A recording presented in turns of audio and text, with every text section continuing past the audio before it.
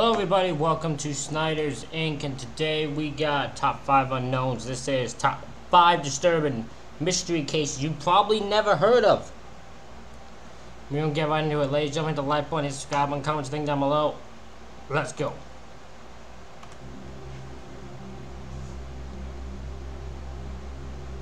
Over the past decade, various law enforcement agencies across the world have created cold case task forces to tackle the growing number of cold case investigations that are faced by departments. Thanks to the discovery of DNA and genealogy, more cases than ever before are finally being solved. Number 5. On June 3rd, 1993, a trucker pulled over in Gilroy, California to relieve himself. As he hopped out of the cab, he noticed what appeared to be a discarded mannequin in the distance. As he grew nearer, his worst fears were confirmed. It was not a mannequin, but the body of a woman. In a state of shock, the trucker ran back to his cab and drove to the nearest business to call the Santa Clara Sheriff's Department to the scene. What the sheriff's office uncovered would shock them and leave a decades-long mystery in its wake. When the Santa Clara deputies arrived at the scene, they too discovered the body of a white woman aged 30 to 45. It was discovered that her body had been placed close to a pile of rocks and that a flashlight was close to her body. Investigators were unsure of the significance of those two things, but they would become incredibly important years down the line. The woman's body was transported to the Santa Clara County Medical Examiner's office, where the autopsy was performed. In their report, the medical examiner noted that the woman was white, aged 30 to 45, and had brown hair and brown eyes. They also saw the presence of a 5-inch scar on her abdomen, which was likely the result of surgery to remove her gallbladder. The report also detailed how the woman's teeth were in a serious level of deterioration, and that it was evident she'd received treatment before, but had not cared for them in a long time. Most tragically of all, it was noted that track marks were present, consistent with substance use. This, coupled with the clothing she was found wearing, a blue jacket, blue t-shirt, blue jeans, and a white bra with white Nike socks and brown shoes, indicated to the medical examiner that the woman was likely homeless or transient. This presented the Santa Clara County Sheriff's Department with a unique set of challenges. Working on the assumption that the woman was homeless made it much less likely that she had been reported missing, or even been noticed as missing from her community. Nevertheless, the Santa Clara Sheriff's Department began sifting through missing person reports, hoping that they would be able to make a match. When weeks had passed without any leads, the Sheriff's Department took to calling the woman Blue Pacheco Doe, after the place and clothing that she was found wearing. Sketches of the doe were circulated around Santa Clara County and the rest of California, but nobody ever came forward to claim her. She was eventually laid to rest with a headstone that bore no birth date or name. Then, in 2006, 13 years after she was discovered, the Santa Clara Sheriff's Department received a bizarre letter from an already incarcerated serial killer, Keith Hunter Jesperson. In his letter, Keith claimed that the woman was called Clara, Carla, or Cindy, and that the two had met at a truck stop along Interstate 5 in Corning, California. He wrote that he'd offered the woman a ride and a meal, and that the two had driven to Williams, where they had intimate contact with each other. It was during this act that he struck. After she was deceased, he kept her body in the truck until he reached the area where he dumped her. Investigators were hesitant to believe Keith's confession. After all, serial killers are not known to be reliable narrators. And aside from this, There have been many times where serial killers try to claim victims they don't have because they want a bigger reputation.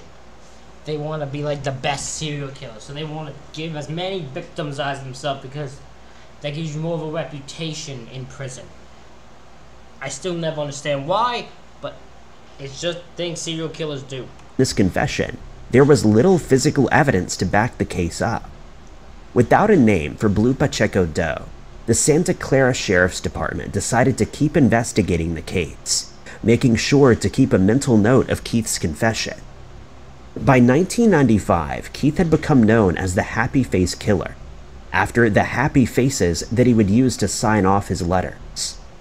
He took to writing these letters as a means to gain attention from the press and the police after two people had been falsely accused of committing his crimes. He had first been arrested in March of 1995. I love the thought of him seeing them being charged. He's like, oh no you don't. Oh no you don't. I'm gonna write this letter because I ain't letting no one take credit for my shit. They're my crimes. You'll find me. I ain't letting you take credit for that. No. Instead of most people will be like, good, I'll let them take credit for it. That way they, when I kill again, he don't think. He immediately started writing letters because he wanted to make sure ain't no one taking credit. I'm still out here, boys. No. I'm still out here. In the case of his girlfriend, 41-year-old Julie Winningham in Washington. Shortly after his arrest, he realized that the game was up and decided to tell investigators everything, in the hopes that the judge would later show him leniency. He confessed to taking the lives of at least 8 women in the states of Washington, California, Oregon, Nevada, Florida, Nebraska, and Wyoming between 1990 and 1995. Throughout his years in prison, Keith would confess to having as many as 185 victims, although he would later recant many of these confessions. Investigators and attorney generals from several different states worked tirelessly to have Keith extradited and tried in their state, but investigators in Santa Clara, California were still troubled by the Blue Pacheco doe. They revisited Keith Jesperson and found his account to be trustworthy, as he had accurately described that he'd left her body near a pile of rocks and that a flashlight had been left behind at the scene. By 2019, genealogy was making waves in forensic circles, and the investigators at the Santa Clara Sheriff's Department decided to submit Blue Pacheco doe for testing. Sergeant Shannon Catalano reached out to the DNA Doe Network in 2019 and asked for their assistance in the case. According to a press release by the DNA Doe Network, the project was undertaken by volunteers who began assessing DNA samples in December of 2019 and found that the Blue Pacheco doe had recent Norwegian ancestry from the 1700s.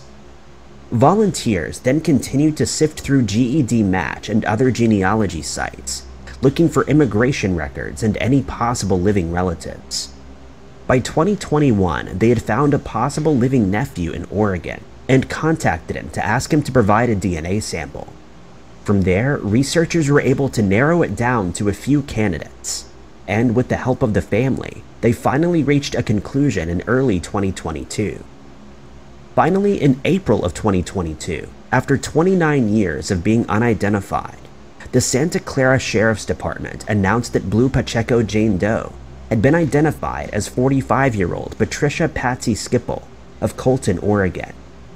According to her family, Patsy left home in the middle of the night in 1993 following an argument with her husband and simply never returned home. Her family had been looking for her ever since, not knowing that she was laying in an unmarked grave. Keith Jesperson was convicted of taking Patsy's life in 2007, long before investigators knew her name. He entered a guilty plea and provided the court with information that only he would have known. While it's taken almost 3 decades for Patsy to get her name back, this case gives hope to other prosecutors in Jesperson's case, as a few of his victims have remained unidentified to this day. Number 4. 23-year-old Mary. To think you could be, like, it would take 30-something years for them to identify you is insane. 30-something years to be identified. Like, that is crazy. Robin Walter, who went by Robin, was known to be a kind and caring young woman in her small community of Great Bend, Kansas. By 1980, she had gotten married to the love of her life, Douglas Walter, and the two had welcomed a child into the world. Robin was also a nursing student at Barton County Community College, which was located close to the Nelson Trailer Park where she lived with her family. Shortly after the new year had rung out, Douglas returned home to the trailer, expecting to see his wife waiting for him, but instead he was greeted with a grisly scene. At around 6:40 p.m. on January 24, 1980, Douglas pulled into the trailer that he shared with Robin and their daughter Pamela. As he approached the front door, he noticed that there was no sound coming from inside the trailer, which made his heart skip a beat. After leaving work that evening, he'd gone to a club with some friends and had no idea what was waiting for him. He entered the trailer and found his wife laying motionless on the ground. As he ran over to her, he discovered that she'd been attacked with a weapon that the two owned and kept in the trailer for self-defense. Douglas tried to save his wife, but it was too late. He ran for the closest phone and called the Barton County Sheriff's Department to the scene. Soon, the small trailer park was packed with police officers, and neighbors gathered outside to see what the commotion was. Robin's body was transported back to the medical examiner's office, where it was discovered that she'd suffered 12 separate wounds to the neck, chest, abdomen, and arm. Forensic investigators confirmed that the weapon used was owned by the Walters, and the investigation began. Where's the daughter? You haven't mentioned the daughter once yet. You said the daughter, he lived with the wife and daughter. Where's the daughter? Is she the one that did it? In his report to the Barton County Sheriff's Department, Douglas helped investigators piece together Robin's last movements. According to the Wichita Eagle, Robin had failed to show up to her 1 p.m. class at the Barton County Community College, and had also failed to pick up her daughter from the babysitter at 3 p.m. Unfortunately, Douglas had not been alerted to either of these, and had no idea anything was amiss until he entered the trailer that evening. Okay, so the daughter was at a babysitter. That's good. That's good. That makes me know that the daughter didn't do it because she's very young then. And the daughter clearly is not a freaking thingless. We've had stories of daughters, sons and daughters killing mothers and fathers before, so it's not out of the realm possibility. I couldn't ignore it. But we know daughter's fine. She's only young and that a babysitter, so. Robin and Douglas had moved from Kingman to Great Bend in 1974, and Robin had worked at the Great Bend Manor Hospital alongside her nursing degree. Douglas told investigators that everyone at work adored Robin, and that just last week she had delivered her first baby, something she was excited about. Robin was known to have had an excellent bedside manner, and her educators did not doubt that she would pass her nursing qualifications. Investigators quickly discovered that Robin had not been assaulted, and there were no signs of robbery or forced entry to the trailer, leaving them motiveless. Douglas I saw someone say it in the comments, and I believe it. Never, ever believe you have no enemies. Because when you think you have no enemies, it could be the littlest thing that makes you an enemy. Makes you get an enemy. It could be the littlest thing. Something that's not even important to you. Not based any other known person off. That one person it sets off to an insane degree. Never believe you don't have enemies.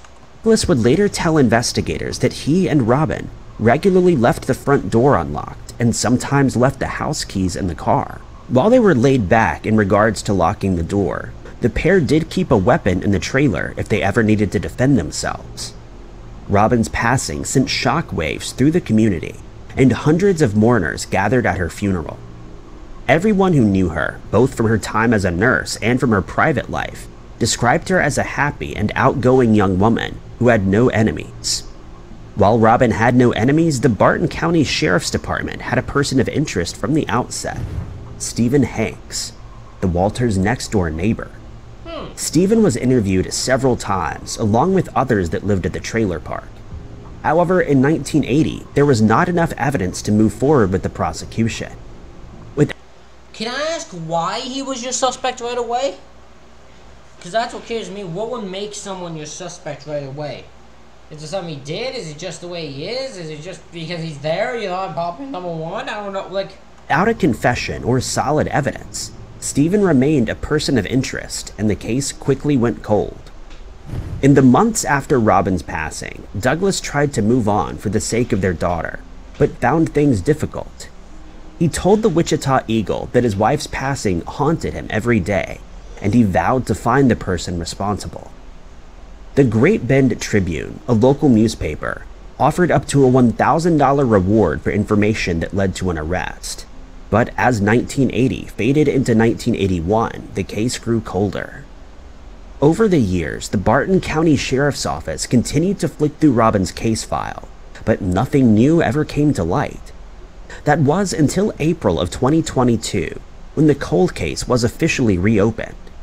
When the case was re-examined this time, it was found that some information had been overlooked.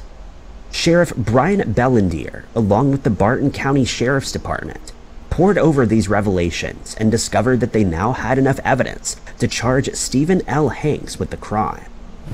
In December of 2022, after 42 years, 68-year-old Stephen L. Hanks was officially charged with taking the life of 23-year-old Robin Walters. Stephen had already served time in 1983 for another serious crime that took place in Great Bend. Attorney Levi Morris told KIRO 7, "Whether it's old evidence or new evidence, we'll just save that for court. We aren't going to make any comments on what it is at this time." Stephen L. Hanks is currently being held on a $500,000 bond, and his trial is set to take place in 2023. Number 3. Wow. Joy and Charlie. So what made him... I now have a question. Just what made him your number one suspect? Maybe there's more information than what was told here that you guys can help me out with. What made him the number one suspect? And then what was overlooked? What was overlooked that you now look back on and you went, oh, we can arrest him for that? Like, that's... I'm missing information here. Hibbs had been married for several years when they decided to move their family, consisting of 2 children, Angie and David, to Croydon, Pennsylvania. Charlie's work had seen the family move from Florida all around the country before finally settling in Croydon. By 1991, the family were comfortable in their new home and life for the Hibbs was doing great. Then in April of 1991, a fire would ravage through the home, taking the life of Joy. At first, investigators believed that Joy had passed away in the fire. However, the results of her autopsy would shock them. When David returned home from school at around 1 p.m. on April 19th, he immediately noticed the smoke pouring out of the windows. At first, he thought that his mother Joy had simply burnt some food. However, as he moved further into the house, he noticed that a large fire was raging within. In his report to the police, David told them that gas burners had been left on in the kitchen and that the ceiling tiles had been falling off. Panicked, David ran to the closest neighbor and told them to call 911. The fire department arrived quickly at the scene and started to tackle the blaze, at which point David realized that his mother was still inside the home as her car was out front. His attempts to save his mother's life were stopped, and he was bundled into the back of an ambulance for a checkup. Fire crews made their way. There's a son's instinct for you. He went in, he was like, shit, my mom's still in there, and he booked it. He was gonna go in that, he would go in that house on his own accord and try to save her. But they had to hold him back and put him in an ambulance and like pretty much force him to stay there. Again, when he was in that ambulance, he was even trying to move to go do it, and they had to stop him. Through the home, stopping at David's room. Inside, they discovered the body of 35-year-old Joy and worked for hours to tackle the blaze as well as... Oh my god, Charlie, you killed her in your own son's room. That's just messed up, man. That's messed the fuck up, bro. What's wrong with you? That is so messed up. Rescue her. Unfortunately, by the time the fire brigade arrived at the scene, it was too late, and Joy was pronounced deceased.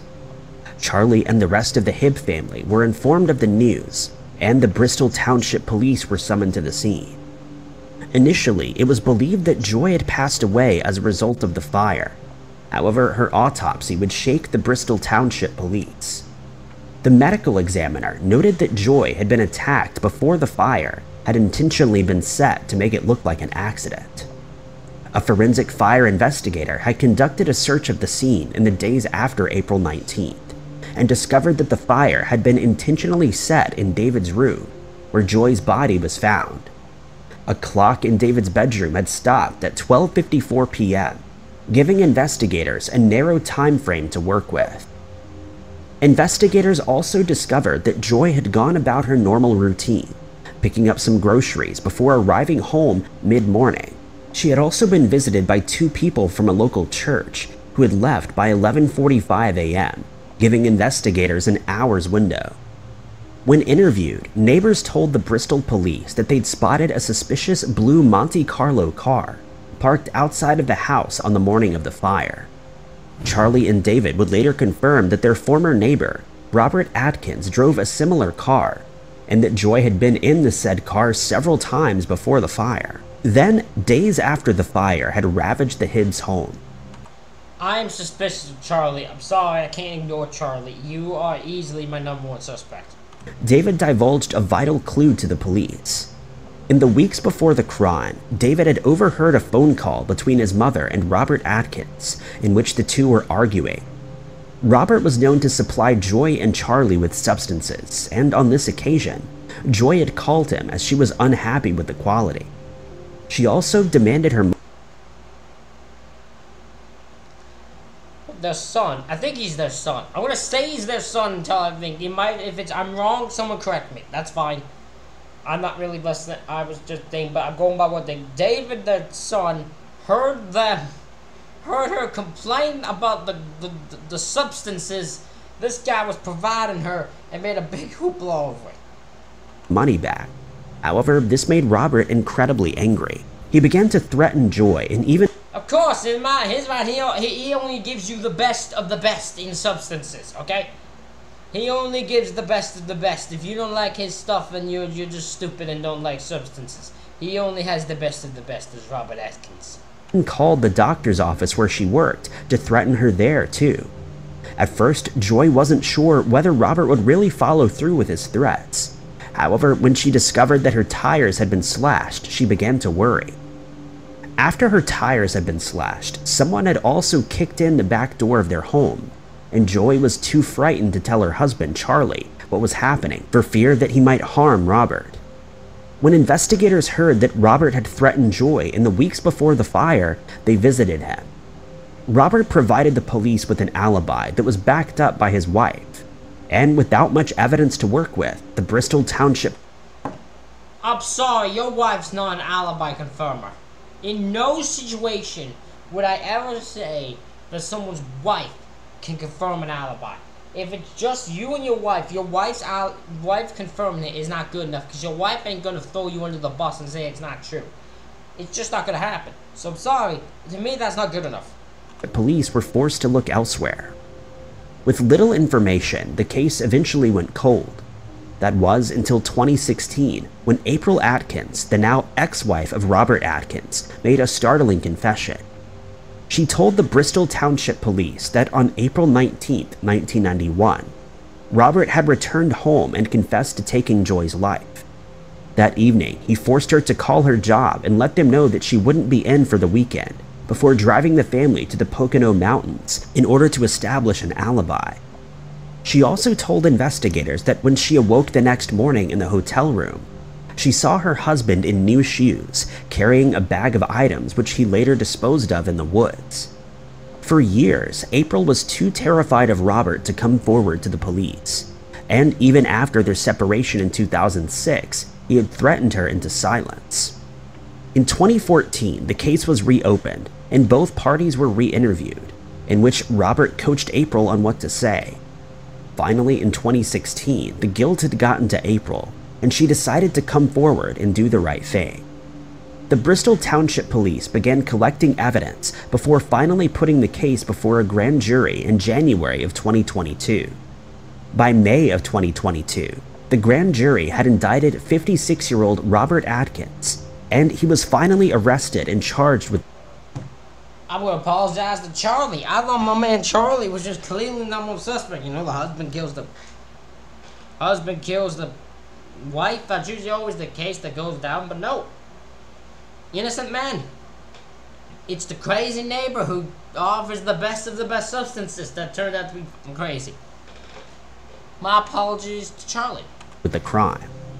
In mid-2022, he was brought before a judge who did not grant bail, and Robert Atkins is currently awaiting trial at the Bucks County Correctional Center.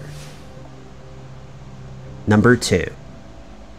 July 23, 1980, was a perfect sunny day in Arlington, Washington. So perfect, in fact, that Spencer Fuentes decided to head down to the Stillaguamish River to do some fly fishing. As he made his way through the woods and down to the river, he noticed a thick stench fill the air that only got worse as he approached the riverbed. Before grabbing his line, Spencer looked down into the shallow waters below and noticed something caught in a log jam. At first, he wasn't sure what it was, but as he knelt closer, he discovered the unmistakable form of a human body. Horrified at what he found, he threw down his line and ran to the nearest house to call for help.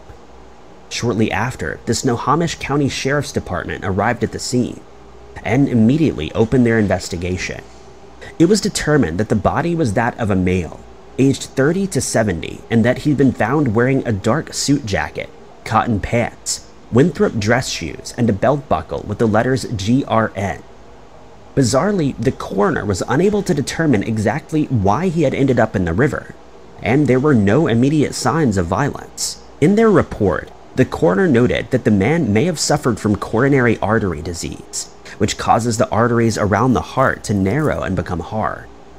It was also noted that the man suffered from a condition called hammer toe, which would have caused pain when walking.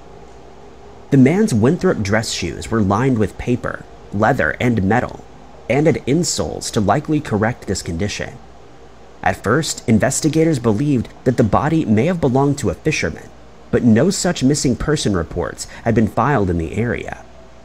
Investigators turned to Dr. Keith Leonard, a local dentist, and asked him to create a dental chart of the man, in the hopes that someone would recognize his unique dentals. According to the reports, the man's teeth— Even if I knew a person, I couldn't be like seeing a picture of a dental work and be like, I know who dental work that is.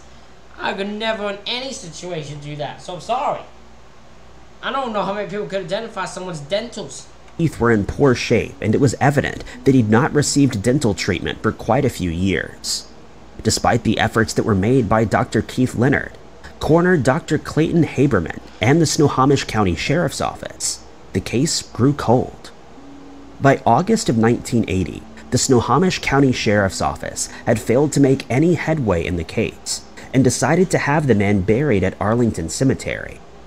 Those who worked on the case and those in Arlington took to calling the man Stilly Joe in absence of his real name. Multiple appeals were issued to the public. However, nobody ever came forward to claim Stilly Joe. In 2018, the Snohomish County Sheriff's Office decided to reopen the case and hoped that scientific advancements would finally bring him his name back. Dr. Kathy Taylor, the Washington State anthropologist, conducted the post-exhumation examination and discovered more invaluable clues. In 1980, it had been thought that the man was of Indian or Native American descent, more specifically of Coast Salish heritage, due to the proximity to the Tulalip Reservation. Several appeals had made their way to the Tulalip Reservation. However, nobody recognized him, and Dr. Taylor discovered why. In her report, she noted that Stilly Doe was likely Caucasian, Hispanic, or Native American, and that he was around 5'5" to 5'9", and 45 to 59 years old. While she couldn't shed any light on how he ended up in the river, Dr. Taylor did discover several well-healed fractures to his ribs and spine. A new composite sketch was created and circulated in the Daily Herald. However, this too failed to produce any new leads. In early 2019, the Snohomish County Sheriff's Office partnered with the University of North Texas and sent them Stilly Doe's femur bones in order to facilitate DNA extraction. This DNA profile was uploaded to CODIS, but again, no matches were found. Then in 2021, the Snohomish County Sheriff's Office and the Medical Examiner's Office reached out to Othram Inc. based in Texas. A DNA sample was sent to Othram for further analysis after uploading the profile to GED Match. Genealogists then discovered 12,000 distant relatives. They also discovered that Stilly Doe was Caucasian. Genealogists began sifting through thousands of records and discovered Stilly Doe's possible great-great-great-grandparents. From here, they were able to track down distant living relatives in Washington, who confirmed that one of their family members had disappeared from Arlington in 1980. In 2022, Othram reached out to relatives in order to obtain a confirmatory DNA sample. Months later, they held a press conference announcing that they had formally identified Stilly Doe as 82-year-old Othaniel Philip Ames of Arlington, Washington. Othaniel's granddaughter had been the one to provide the DNA sample that cracked the case. Born in 1898, Othaniel had moved to Washington from Elwood, Iowa in the 1950s with his family. By the 1960s, he'd separated from his wife and found work on a dairy farm and in a paper mill. By 1980, he was living in a cabin in the woods of Arlington and had become ill. Sometime in 1980, he gave his children, grandchildren, and extended family his personal items before telling them that he was going on a trip. He gave away the deeds to his home to his next-door neighbor and simply never returned. It does not appear that a missing person report was ever filed, although Othaniel's family often wondered what had become of him from time to time. Othaniel's daughter-in-law, Margaret Ames, told the Columbian, "There'd been many times when I thought about Odie and what happened to him, so this has brought closure to me." Number 1. I couldn't imagine that my father-in-law just vanishes. And I would not ever do a missing person report or wonder what happened. I wouldn't be able to. I'd at least be like wanting to know what happened, especially no one in my family's hearing from him. That's just weird to me. On August 25, 1995, residents making their way down Peacock Hill Road in Kitsap County, Washington, saw something bizarre at the side of the road. To those quickly passing by, it appeared that somebody had dumped a sleeping bag, but for those who got closer, the truth became apparent. Sometime that afternoon, the Kitsap County Sheriff's Office was called to the scene, when one curious passerby finally decided to investigate further. What they found in the ditch wasn't just a discarded sleeping bag, but the human remains of an adult woman.